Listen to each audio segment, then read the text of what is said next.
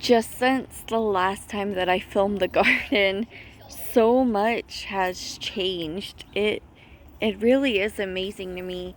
My son's already come out and harvested some blackberries, and you can see several more are changing color all over these plants. They are rapidly changing and still producing many more flowers. So I'm hoping that there will be enough berries this year, not just to eat fresh like we did last year, but to maybe make some kind of jam or preserves, or even make a pie or some cobbler would be really cool.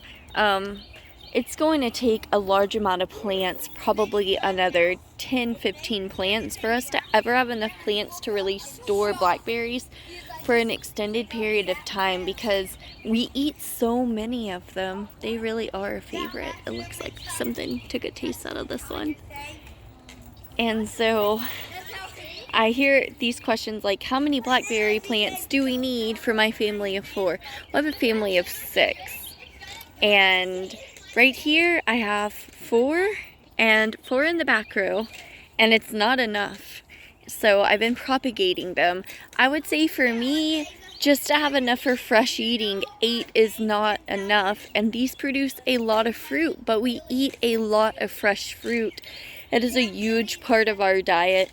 My family and I especially prefer fruit that's fresh over anything else that we can possibly eat, better than any kind of sweets or anything else. Plus, we've started getting to where we take like frozen blueberries or strawberries and mix them with milk or whipping cream and some sugar if we want, but sugar is not necessary, and turn them into ice cream for ourselves. Really easy, a few ingredients, and it is so good. And if you freeze the fruit, you don't really have to worry about adding ice to it. And that's what I plan on doing with some of this. It's been really good, especially when we make yogurt, homemade yogurt, and it's a really thick yogurt, and we mix that with some honey, and then mix whatever kind of ice cream, or really I guess it's a sorbet would be what it is. It's amazing, and it's one of our favorite things. So I'm hoping to be able to do that with some of these, but reality looks like as fast as they're getting eaten as they ripen, that's probably not going to happen. So one thing that I think that I will be investing in this year more than anything will be some more blackberries and some raspberries. I want to have a large amount of fruit producing plants in my yard. I don't know. Shadow, you better leave my lettuce alone, boy. My cat is over here and the boys are swinging and they want to know, what is he doing? Shadow, you cannot lay in there. Get out. Goofball. He isn't doing anything crazy. He's not digging or using the potty or anything, but he just wants to lay all over my plants, and he actually damaged one of my lettuce plants in the bed in front of me. He just completely, like, I guess he was rolling around on it, and the leaves just got really smushy and nasty and really strange looking. I'll actually show that plant in a little bit so you can see what I mean. But yeah, so because we eat so many blackberries fresh and we know we want to preserve them, it's going to take a substantial amount of plants for us to get to that point in our garden. So if you're wondering how many blackberry plants you need, I would say at least 8. But that's if you're really serious about canning and preserving. The great thing is this variety, the Arkansas Traveler, is more of a bush variety, and it can be grown along any kind of fencing, your house. It can grow in clay soil, because mine are planted in clay soil, and then this is just on top of it to amend it. And you can grow stuff underneath it like I'm doing, which I've made multiple videos about. And so you have quite a bit of options as far as growing these plants. And look at this. This is the lettuce, and you can see he's just completely destroyed a good portion of this lettuce. Just a mess under there from our cat rolling around on it. This is his favorite spot to just sleep all the time. Looking at the grapevine, I was really hoping it would produce grapes this year, but all I see are is this, and that just looks like a bunch of tiny leaves. So I don't see any flowers, but it's only March, right? So obviously we still have plenty of time for it to produce any kind of fruit. I just don't know that it will.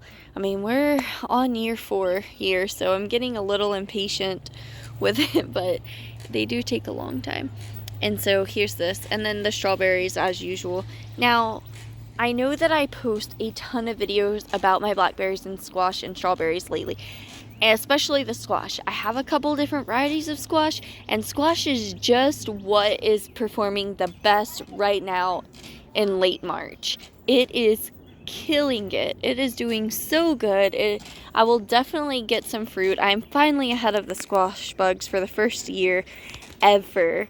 And so I'm really excited. And since I'm still learning myself, I want to document this for my own personal use, but for anyone else just starting off at squash. So I apologize if these are getting overly repetitive and you know all of this information, but I'm really fascinated by it, and I'm really interested to keep note and see, and also teach those who maybe don't have the experience that other people have. So the squash has been hand pollinated, but it doesn't look so great. So I guess we'll wait and see what happens.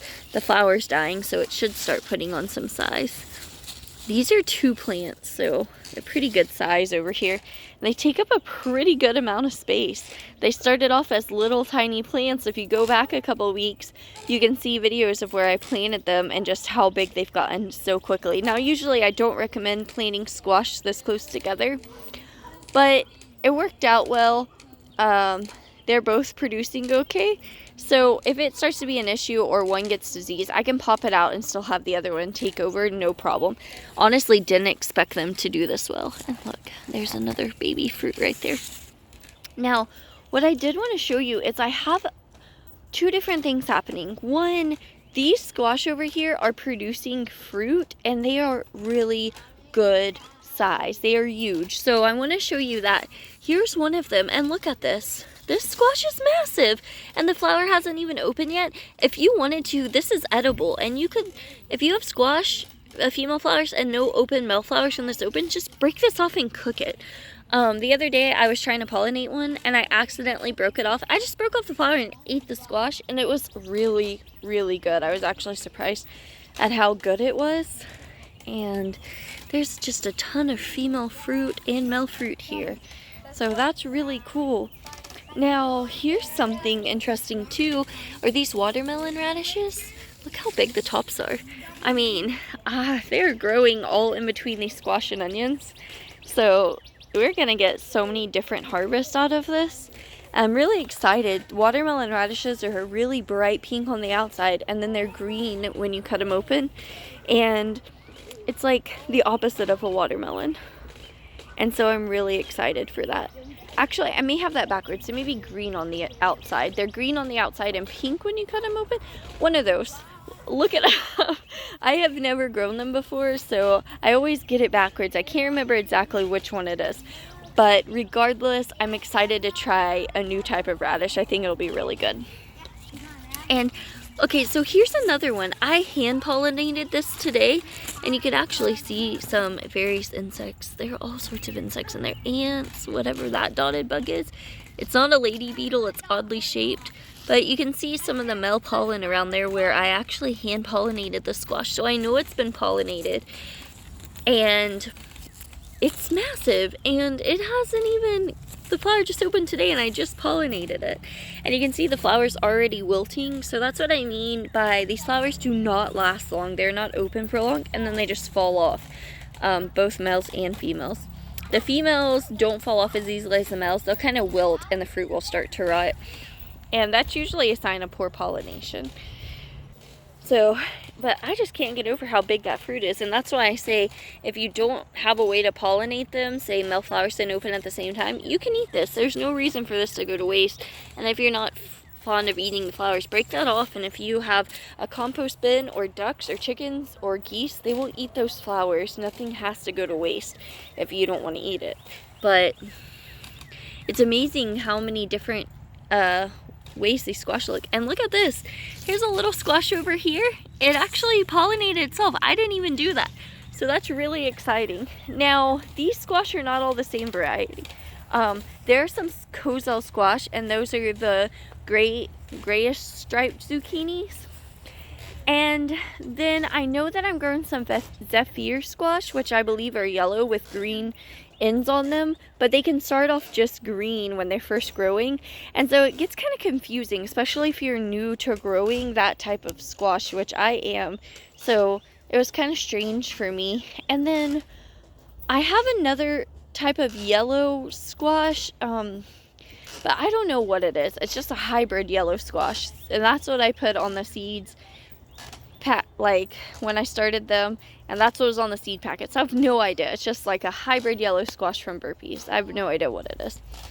But I did want to show this. Now, I'm not sure if this is that hybrid squash or one of those Zephyr squash, but look at it. It's really cool looking. It's different. It's much smaller than my other squash. And so it's just a little yellow squash with a straight neck. So it could go either way. I'm like, I don't know if it would be the Zephyr squash because it doesn't have green on it. But then on the seed packet, it said when they first start to open, they can be green or yellow solid instead of, yellow with green on the very end. So I have no idea what type of squash it is. I know that it's not a Cozell squash because this is what, they have the striping on it, right? And it doesn't look like it in here, but it's actually some gray striping. And that's what this giant one over here is, and I think it's a little easier to see the striping on that one.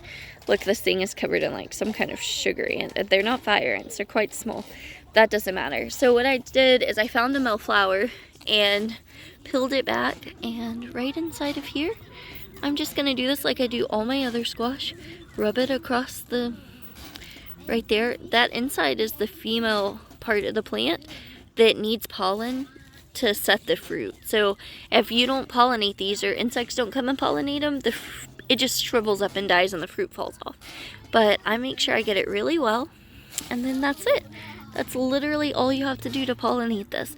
Now, one reason why I'm so interested in pollinating it is that I have no idea what variety it is or what to expect. Here's another male flower that it looks like it was open earlier in the day, and I'll be real honest, I ran inside to grab my camera to make a video about this squash, even though I've made so many videos about squash, because this is the first time that this yellow squash has produced any type of fruit.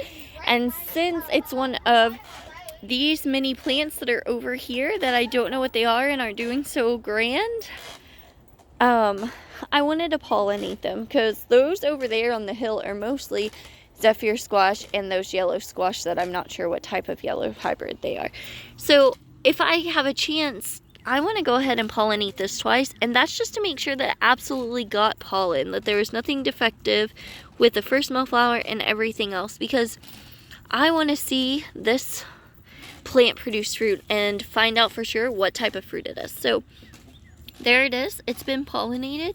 The male pollen is right there. And so we're good to go. And yes, there's ants inside of it. Don't worry about it. They help pollinate the plants. They don't cause any issues for me. And you can see the pollen kind of on this leaf. That's the pollen, all that yellow stuff. And that's it. So this flower's already starting to shrivel up. It was probably open this morning when I came out and checked on my plants, but I did not even notice this plant had female fruit. And I had no idea that the flower had opened.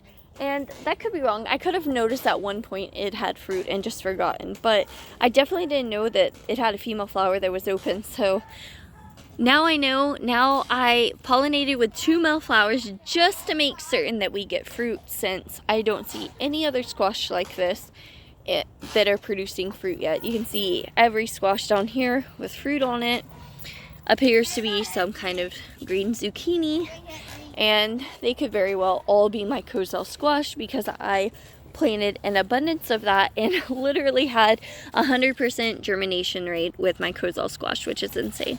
And since they are such a good size squash, they will produce so much for our family. I am really, really excited about that. And look, I know I showed this the other day, but those cucumbers are really starting to come up everywhere. I mean, some of them came up really close together. Isn't that amazing? There are so many of them. I was hoping for two things. One, a lot of cucumbers to make pickles, because my boys each can literally sit down and eat a jar of pickles, no problem. And I'm all for that. And my father also really is excited to get pickles out of our garden. Cucumbers that are made into pickles, that is, from our garden. And to get ahead of the squash bugs, to get squash, because like today, I wish I would have filmed it. I'm gonna get better about this in the future, filming more of what I cook in the kitchen. But one of my favorite chefs is Baker Betty. She does a lot of really cool online courses, but also her website has all these recipes at no charge, and I love her quick bread recipes. And so I spent the morning basically cleaning out my freezer. I have a ton of puree from pumpkins that are from last October and November. The churches around here just beg people to take pumpkins, and my mom literally went and got 50 pumpkins, and I fed them to my animals. I put them in my freezer, and I sent them to family members, and also my husband's coworker fed some to her goats, which we buy goat's milk for her. So it was really like a win-win situation for us. And I'm using some of the puree now to go ahead and I made 2 pumpkin pies, just because yesterday was my son's birthday and we love pumpkin pie, right? That's one of their favorites. And the way I make it at home, it's just so much more simple. And I'm telling you, those Cinderella pie pumpkins are literally, the Cinderella pumpkins are some of the best pumpkins I've ever used to make pies, or also made pumpkin muffins. And it filled a gallon Ziploc bag, and then what else did I make? There's something else. Oh, I had some bananas and that were getting old and weren't really useful for anything else, and I made 2 batches of banana nut muffin, or not nut, but banana muffins for my kids. And I just think things like that, emptying out the freezer. So I'm also going to be making some zucchini bread and zucchini muffins, because it's a great way to get vegetables, but also it just tastes really good. They're really easy to make. And if I can bake a ton of muffins and use basic ingredients and some stuff from my garden, then I'm all for it. It makes a lot of really easy breakfast, easy snacks for the kids and for myself. And also another type of muffin that I'm looking at making, guys, is like carrot cake muffins. And I have all these carrots from our garden. Now my son's been harvesting. The boys will come in, they'll eat them. I'll use them in dinner and grate them. But they've also been occasionally giving some to their rabbit. And so all sorts of things. Look at that. I don't know if, yeah, you can see a little bit. My hands actually turned kind of yellow from holding that squash flowers. So believe it or not, especially the pollen of the squash flowers would make a really good dye. Onions also make a really good dye. Yeah, so all of these carrots, and I think one of the types of carrots I got was Bolero. I think these are like Imperial or something like that, so they're not quite as big. But with the Bolero carrots, however you pronounce it, they are some really stocky carrots, and I think those would make a really excellent, not just storage carrot, but grating carrot, because they're so large. So I think, although we have a lot of carrots out right now, and it's been fluctuating in weather, so it hasn't just gotten so hot that these have really gotten nasty and bitter. This fall, I think I'm gonna have like a really heavy focus on growing carrots in areas. And even if I need to use some of the walkways, because all these walkways are mulched in like this, I could probably grow carrots in that, and it would be just fine. They grow really well in poor soil. It won't be an issue. But this will also, the walkway chips will break down and build fertile soil over time, so I can absolutely plant in the walkways too. And so that's some things that I've been kind of thinking of. Technically, if you wanted to get wild And especially if you growing turnips in cool weather and they're sweeter, you could grate up turnips and replace them in like carrot or zucchini bread, especially if the roots are sweet.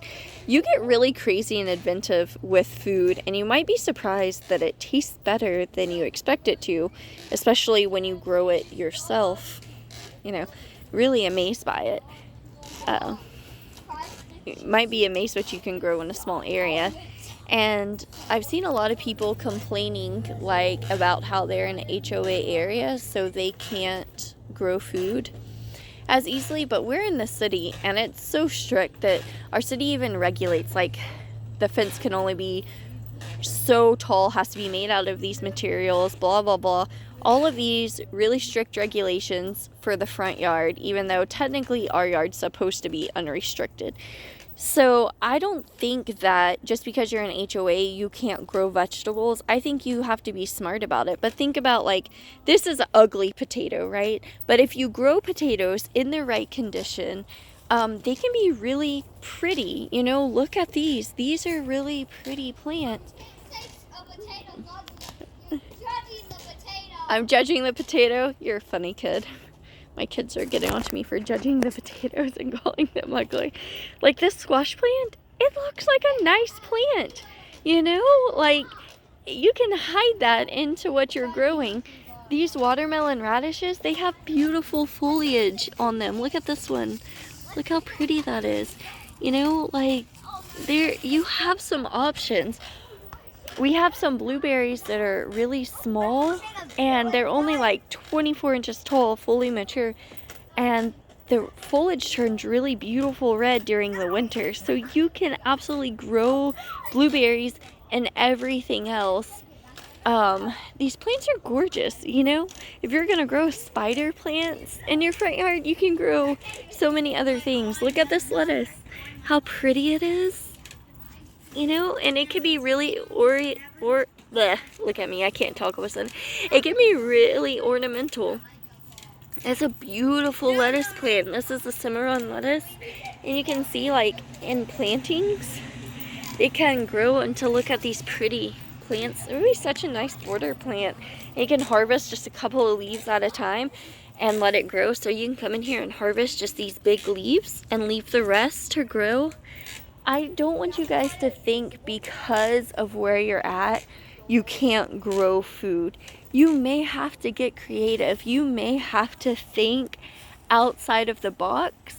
You may have to look into things like foodscaping, which is literally hiding food in your landscape. But you can do it. Look how pretty these strawberry plants are, you know? And you can tuck strawberries underneath. This makes such a great border plant. Especially in cooler climates, strawberries seem to really thrive. And look at this. This is a type of arrowhead lettuce. It's also really pretty and really ornamental. And this is a second-year plant. So you have so many options. I don't want you to think you can't grow food because of where you live. You know, you can. You know, you might have to get creative, like I said, and think outside of the box and look at different plants that are actually pretty. And I'd like to actually make some more videos kind of focusing in on what you can do or different styles of maybe foodscaping when we get closer to that point and really start kind of thinking more about how to scape our front yard. But there are definitely some options. So don't think because you live in the city or because you live in the HOA, you cannot grow food. You absolutely can grow food, and I encourage you to do so. If it means you have to get a couple of pots for your back patio, get a couple of pots for your back patio or back porch. Grow in your backyard, you know. Get some herbs for your kitchen. Just get creative. Look at this beautiful grapevine. It's just a pretty vining plant. You can grow this on a pretty trellis. Most people won't even know that it's a grapevine. And by the time it starts producing grapes, the leaves will get so big, they'll cover up most of the fruit. And a lot of people won't even notice. So I hope that kind of encourages you a little bit. I just wanted to really show like the new squash coming up and some of the cool things happening out here. I do have some stuff that I've learned recently, from my chicks feathering out funny to the onions growing, and I do not want this plant in this part of my garden. So, and look at this, I actually have a compost bin right here. Just toss it in. Just, well, it didn't go in, hold on. Right by my garden. Like the basic principle of permaculture right there, keeping everything close. It's really great. So I hope that kind of encourages you guys, and I'm excited to update you on some of the newer things I've learned about my chicks feathering out, and even about onions that I just figured out today. But that's going to be a future video, because I think it'll just take up too much space right now, and I'm sure you're all so tired of hearing about my squash, but I'm extremely excited, and this is I'm gonna get to document for the future, and one day I'll be looking back on this video and be like, oh, that yellow squash, yes, I now know what it is. It's this type of squash, and this is how it grew up first, and maybe make a compilation video that shows like the different stages of growth until I figured out what it was. So thank you guys for joining me and listening to me go on about my squash plants once again. It's mostly what we're growing right now, so it's really what you're gonna see the most of. Hope you guys have a great evening.